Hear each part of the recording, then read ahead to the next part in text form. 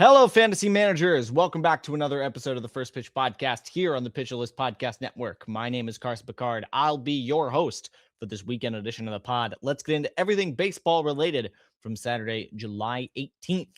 And we will start with the news and notes. I'm going to keep it a little brief because basically there is a million different baseball updates that's just like, hey, this guy that's been on the IL is trying to get back. And so I'm going to cut down the recovery updates and everything a little bit. I'll just go over the main rehab updates and stuff like that.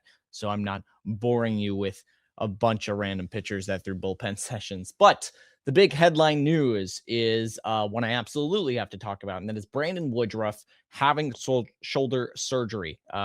This was speculated for a bit. It is confirmed. He is going to be out for the year, likely out next year, likely out period. It's a second shoulder surgery for Brandon Woodruff. It's really hard to come back for that.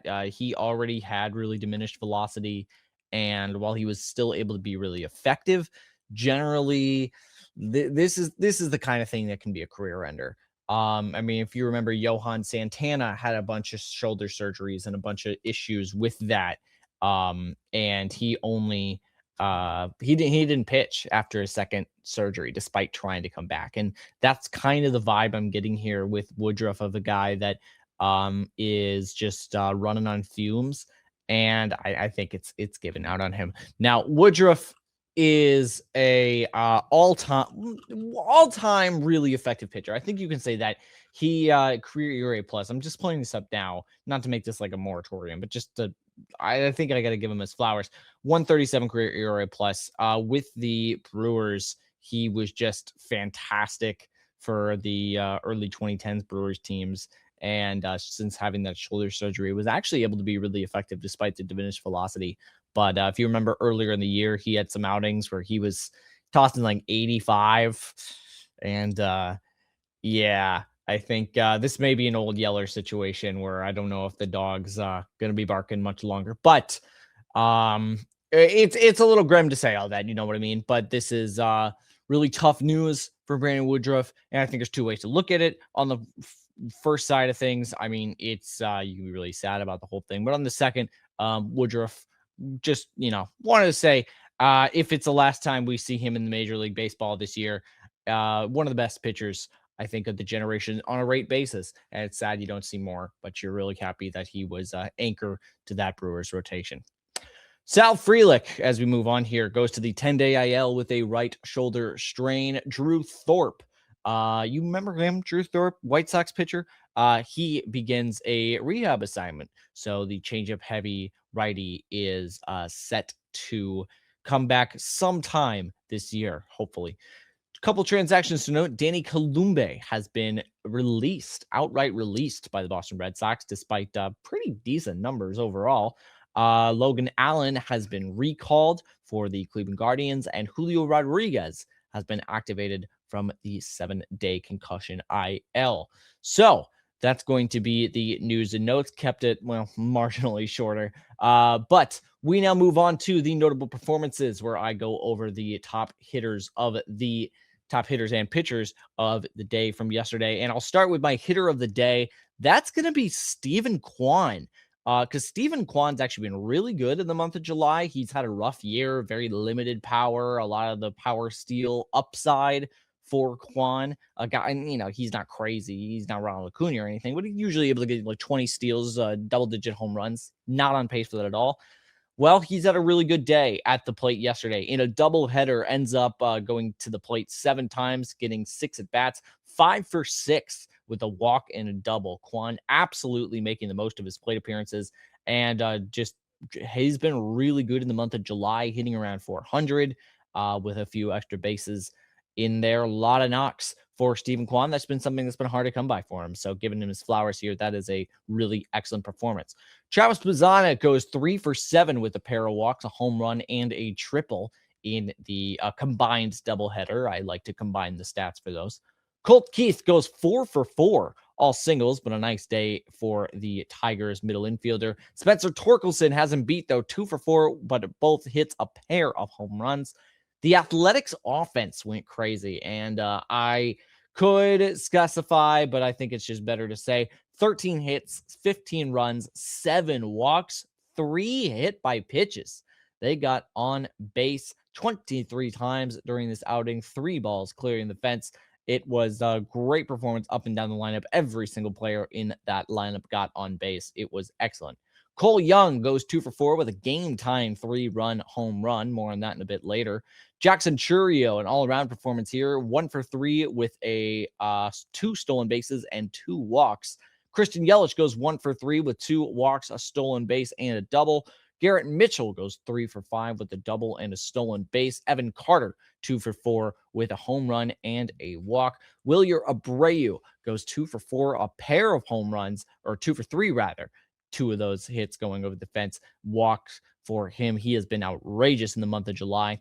Ketel Marte goes 2 for 3 with a walk. Fernando Tatis Jr. goes over the fence. It's a home run and a 1 for 2 day. Pair of walks and a stolen base. Phenomenal day for Fernando Tatis Jr. Carter Jensen goes 2 for 3 with a walk and a double. Dylan Beavers 2 for 4 with a double in an otherwise uneventful game. Jose Trevino goes 3 for 4 with 2 home runs. I was thinking about making him my hitter of the day. Looked a bit at the underlying metrics. Not quite so favorable, but nevertheless, it's been a good month for Jose Trevino. I've always loved the guy. Jake McCarthy goes 2 for 4, double and a stolen base. TJ Rumfield continues to confound me in how he does so well. 4 for 5 with a home run for the Rockies first baseman. Vlad Guerrero Jr. goes 2 for 3 with a walk and a double. Trey Turner, 3 for 4 with a home run and a walk. Kyle Schwarber, 1 for 3, home run, a pair of bases on balls. Cody Clemens goes 2 for 4 with a pair of home runs. Pete Armstrong goes 0 for 5 with 3 Ks. I want to point out he slumped in the second half last year. He's been 1 of 18 in the last 5 games. Now, Pete Armstrong may absolutely make everyone look silly and go on a tear, but something to keep note. He's been struggling a bit at the plate lately. And finally, Michael Busch, 1 for 4, home run and a walk. And I wanted to point this one out because that home run went to Anthony Rizzo. Hit it right into the right field bleachers where Anthony Rizzo was sitting. And you know what?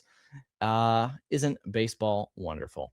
Check out the Daily Batters Box article for more information on all of these hitters and then some. I'm going to take a short break and come back with my review of the starters from yesterday, the reliever report, and my preview of today's games. See you in a bit. All right, welcome back to the First Pitch Podcast. We move on now to talk about the starting pitchers, and sometimes I talk about pitchers that are likely on your waiver wire, some guys that are less big household names, and sometimes I talk about guys that are the absolute cream of the crop, and I don't know if there's another bigger name in baseball pitching right now than Tarik Skubal, who had a gem of a start. 7 innings, no earned runs, 5 hits, 0 walks, 9 Ks, 87 pitches on just 87 pitches. I mean, crazy. 19 whiffs, 37 CSW percent. It is well and truly a performance deserving of my pitcher of the day award. It was against the Angels, so there's that. But overall, this is a really good performance. It is, I've been saying this for weeks. One of his last performances for the Tigers, I have to imagine. I really do not think that Skubal is staying a Tiger. There's been some buzz about that, but I think it'd be an absolutely foolish decision to make. Don't pull an Angels Ohtani situation here, guys. Just don't do that. Great start. It's a great start. The changeup when it is on is just so devastating. It's so unusual for a lefty to have a changeup that dynamic, and he pulls it off so well. You know who Tarik Skubal is by now. He's had 2 Cy Youngs. He's a phenomenal pitcher. But yes, pitcher of the day for the Southpaw. JT Ginn goes 6 1/3, no earned runs, 1 hit, 3 walks, 7 Ks on 82 pitches, 11 whiffs, 29 CSW percent, confounding JT Ginn, but a really nice kind of breakout season. Grayson Rodriguez goes 4 innings, 6 earned runs, 7 hits, 1 walk, 3 strikeouts on 87 pitches for the Angels, 11 whiffs, 25 CSW percent. I think it is well and truly over for Grayson Rodriguez. You kind of knew that when he got traded to the Angels anyway, but he has been struggling since coming back. He has not looked the part, and for a guy that was a former top 10, I think top 5 prospect, certainly in some lists, it's just kind of, there's no such thing as a pitching prospect. There's your case evidence here. Logan Webb, really interesting outing. Goes 6 2/3, 3 earned runs, 2 hits, 1 walk, 5 Ks on 100 pitches even. Cole Young, was able to get all 3 of those earned runs against him in the 7th, but 15 whiffs, 32 CSW percent, and it was a very changeup heavy arsenal from Logan Webb, even more so than usual. Pumped it in 35% of the time. Great outing from Logan Webb after sputtering a bit the last couple. So hopefully a strong second half to come. Trevor Rogers, maybe the most underrated pitcher in baseball, goes 6 1/3, 1 earned run, 7 hits, 1 walk, 8 Ks, 99 pitches, 12 whiffs, 32 CSW percent, A+ PLV grade for the Baltimore Orioles starter. Shane Bieber, okay, hold on, folks. 6 innings, no earned runs, 3 hits, 2 walks, 6 strikeouts, 80 pitches, 13 whiffs, 33 CSW percent. Really good command, really good stuff. PLV didn't love the command that much. I think that's because of a couple stray fastballs that got graded as an F. If you look at the actual pitch mapping, there is bands, recognizable bands, fastball, changeup, curveball, really excellent locations for Bieber.